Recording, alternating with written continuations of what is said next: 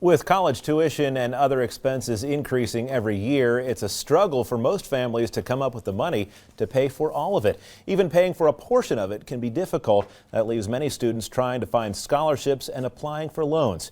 In this special report, we look at the reasons for the increases and what families can do to ease the rising cost of college.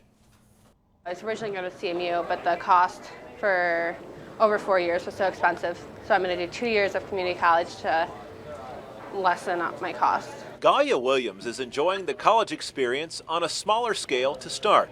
She's spending the first 2 years of it at Northwestern Michigan College in Traverse City.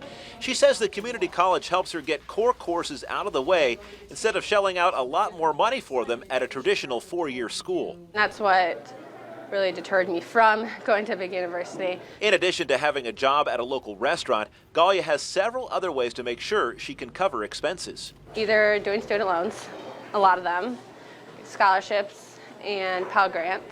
College gets more difficult to pay for because tuition, room and board, and book costs go up every year. Our average is probably someplace in the neighborhood of 3%, 3 to 4% per year. According to the College Board, tuition at public colleges and universities in the U.S. increased on average 2.9% in the 2013-2014 school year, while the increase was 3.8% at private schools.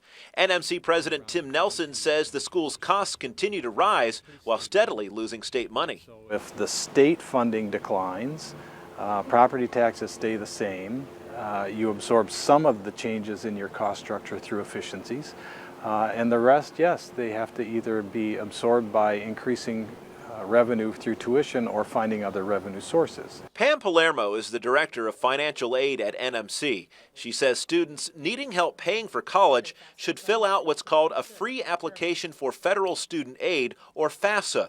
That will determine how much they're eligible to borrow, but she has this warning. You don't need to borrow it all, just borrow what you need. She suggests students do that by formulating a cost of attendance budget, meaning how much will you need for tuition, room and board, and books. Look at your price options and where you're going to get the best bang for your buck. Parents need to talk to their students and say, this is what I have saved, this is what I don't have saved. I don't want you to go in debt. We can set up a payment plan. For parents who want to ease the burden of college for their kids and not see them saddled with debt, there are a number of good ways to save. Even a small amount of money can have an impact. Raymond James financial advisor Bob Fenton says there are a couple of investment options. A 529 savings plan is where you invest in mutual funds, which are portable to any state.